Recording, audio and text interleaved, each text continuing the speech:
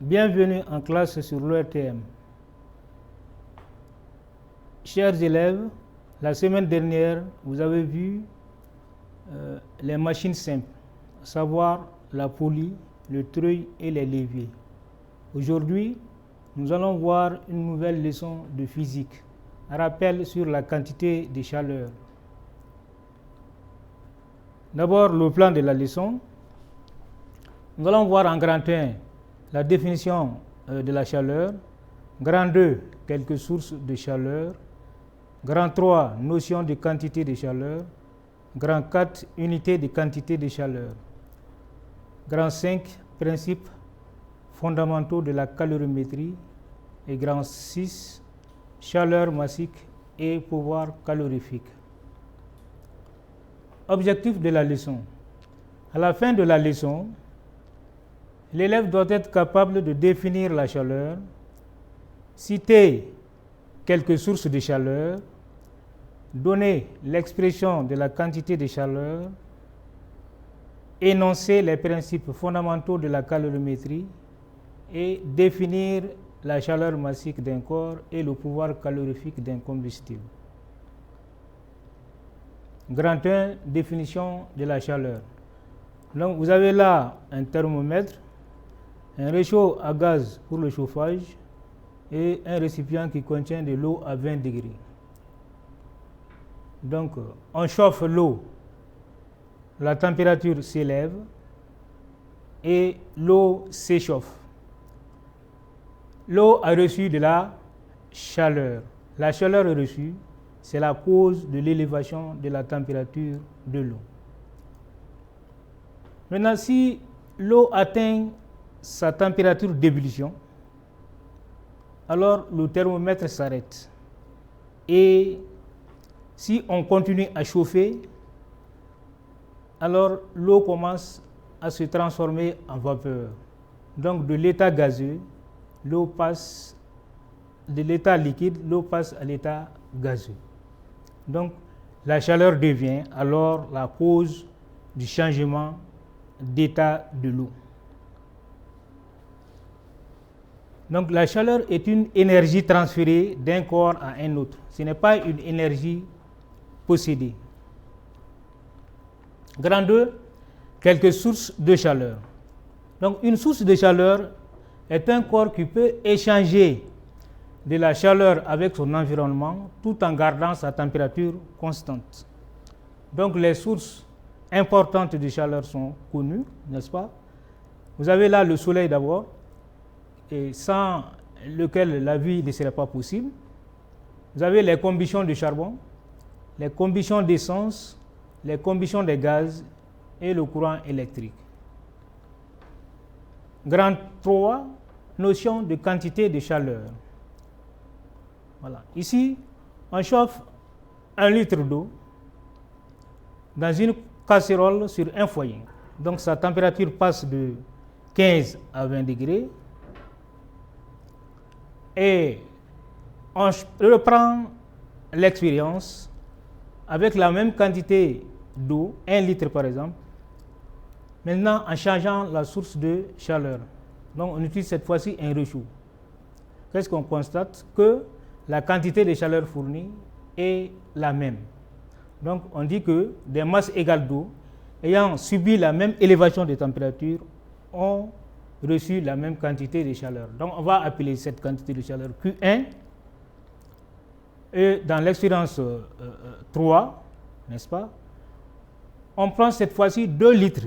On fait passer la température de 15 à 20 degrés et on va noter cette quantité de chaleur Q2. Donc on compare les deux quantités de chaleur. On constate que Q2 est égal à 2 fois Q1. Donc la quantité de chaleur est une grandeur mesurable.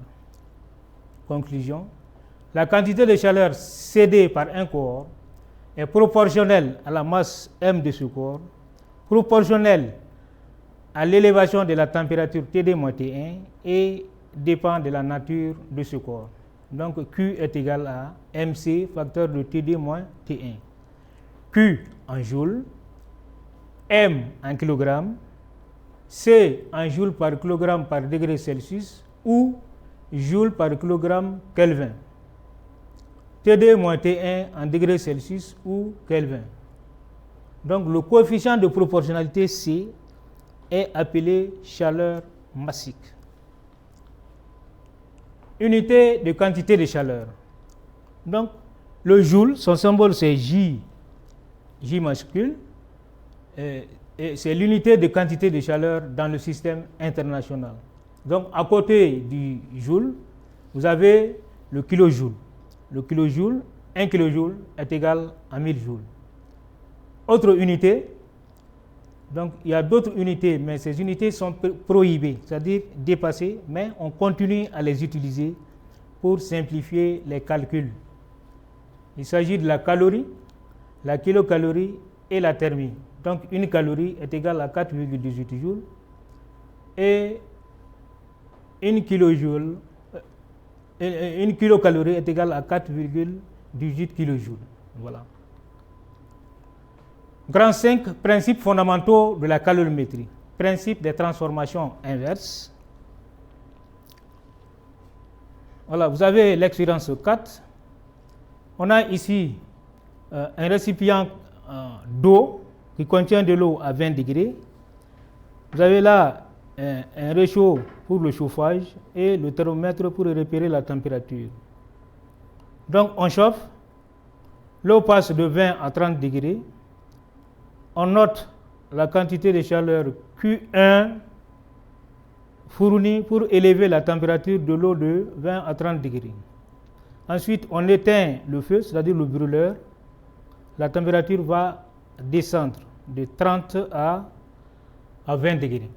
On note aussi la quantité de chaleur cédée par l'eau pour passer de 30 degrés à 20 degrés. On note ça Q2 et on compare les deux quantités de chaleur. On trouve que la quantité de chaleur fournie à l'eau pour élever sa température de 20 degrés à 30 degrés est égale à la quantité de chaleur perdue par l'eau pour baisser sa température de 30 à 20 degrés. Voilà, ça c'est le principe des transformations inverses.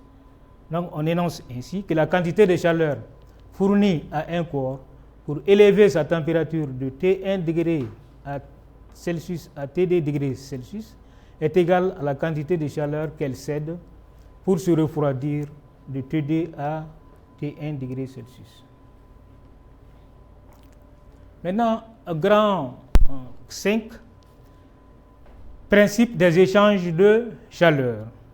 Donc vous avez là deux récipients qui contiennent la même masse d'eau.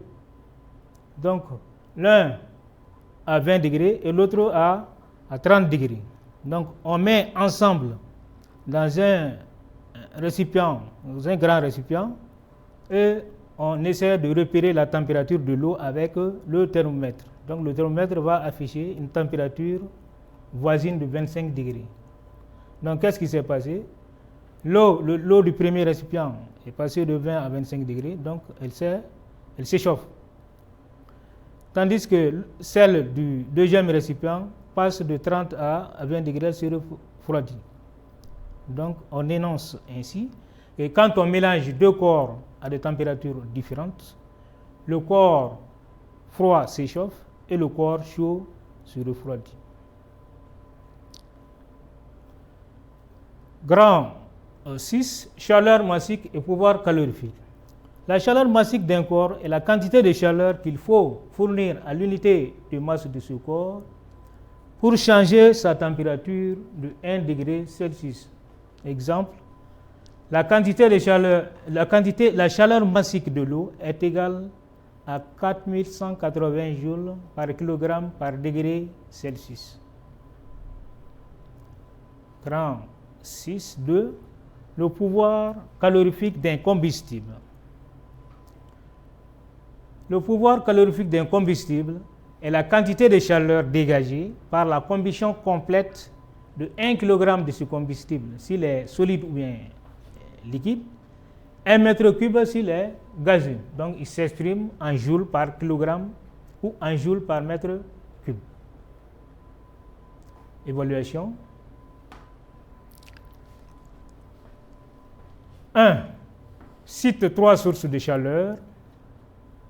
2. Énonce le principe des échanges de chaleur. 3. Nomme l'unité de quantité de chaleur dans le système international. 4. Calcule la quantité de chaleur qu'il faut fournir à 400 g d'eau pour élever sa température de 10 à 60 degrés Celsius. Voilà, chers élèves, c'est la fin de la leçon. On se donne rendez-vous la semaine prochaine. Merci.